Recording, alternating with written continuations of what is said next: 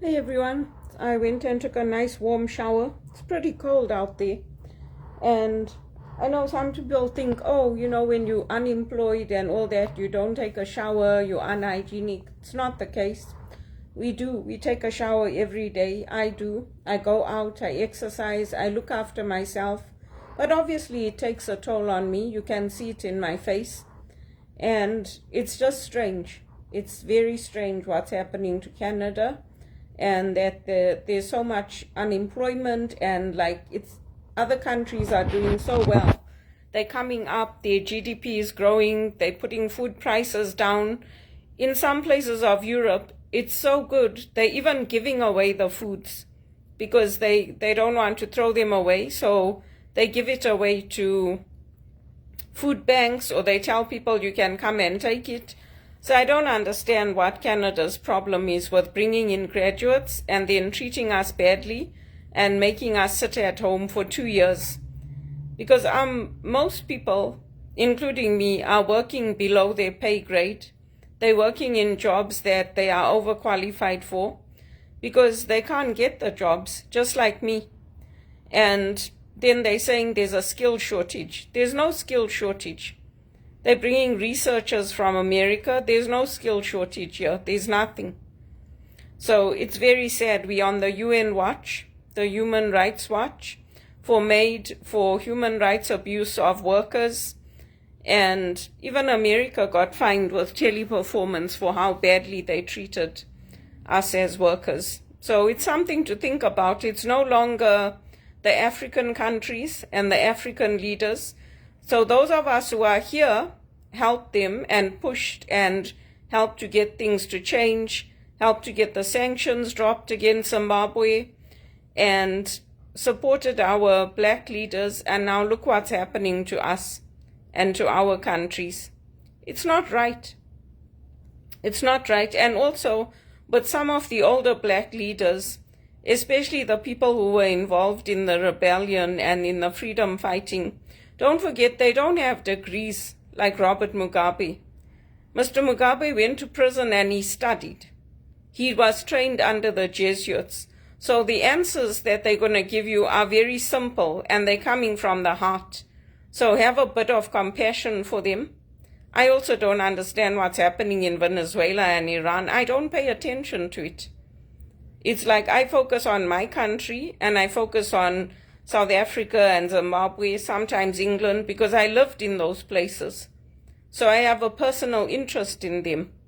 And it's the same with people who are involved in volunteering and helping Africa. There's a personal interest. There's a connection to Africa in some way. There's nobody on that one campaign that doesn't have a personal connection to Canada and to Africa. It's personal for everybody. And people are doing it for the right reasons. So, it's also up to us to help our black leaders, especially the ones who didn't go to Harvard and Wits and all these places, to help them to understand, including Zimbabwe. Not many of us wanted to leave Zimbabwe. Many of us came to these countries because we didn't have a choice. And the Zimbabwe peace was brokered. They gave it to them. They gave that country to the black people. It's not like other countries where they fought to the bitter end and they won the war. They didn't. Jimmy Carter was the one that started this process, and then it went to Lancaster House. And then from there, after they shut down Rhodesia, they shut down all the ports and they shut down our systems for trading. The country was going to collapse. So Ian Smith had to make a deal. And I'm not going to let people forget it. They mustn't claim that, it was their victory and they took the country. They didn't. It was given to them, and a process was put in place for the first 10 years to support them, to help them, to help the country to remain stable. Other countries didn't have that. Other countries didn't have what Zimbabwe had. And then the IMF came in and they spoiled everything. And then the land grabs and all that started. And Tony Blair was claiming, there were human rights violations and all that. So how come they made such a big deal about Zimbabwe, but all the other countries, They just let it carry on. Like Rwanda, Congo, all the other places, they just let it carry on. They didn't want to let go of Zimbabwe, that's why. The Queen was the one that said, give them back their colonies.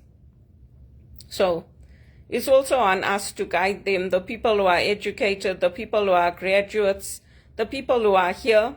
We also have to help them, because we also have a responsibility to the countries we live in and also the countries that we were born in. There's no point sitting here and saying, oh yeah, there's a genocide in this place and we're doing nothing. I don't fight for Iran. I don't have a personal interest in Iran. I don't understand what's happening there. I don't understand what's happening in Venezuela. I'm not a world leader. I'm a spiritual director. And I'm just trying to get by, to save money, to buy my own property, so that I can also do my own retreats and do the things I want to do and buy a private plane. And if you think my goals are too lofty, basing them on what Elvis did, that's perfectly fine. My goals have always been too lofty for everybody.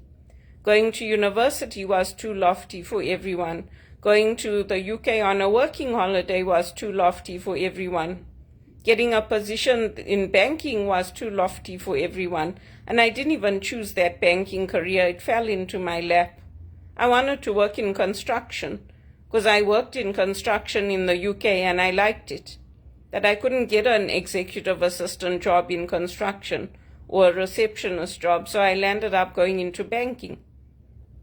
So I just wanted to say that because maybe it seems like I'm being harsh on Mr. Mnangagwa. I'm not. I just want him to be careful because I know what they turn around and do in these Western countries. And they won't only hurt him, they'll hurt us. They're already hurting us, the people who are here. They're not allowing us to come up in life. They're not allowing us to get good paid jobs paying over 70,000. They're not allowing us to keep our properties. When we have them, we have to sell them. And it's not just me that's going through it. Millions of us are going through it, Zimbabweans in Canada. And even in the UK, things are very, very hard for my brother and his family. It's very hard. We don't have that lifestyle that we had in Zimbabwe. And it's gone now, yes, I know. But you know what? The country's coming up, and we have to keep pushing for it to come up. That's the only way. And people used to laugh and say, oh yeah, you know, look at how they are, and make jokes of it. Yeah, we can laugh at it and we can joke about it, but we still have to take a responsibility. That's what I think. And if you don't agree with me, you live your life how you see fit.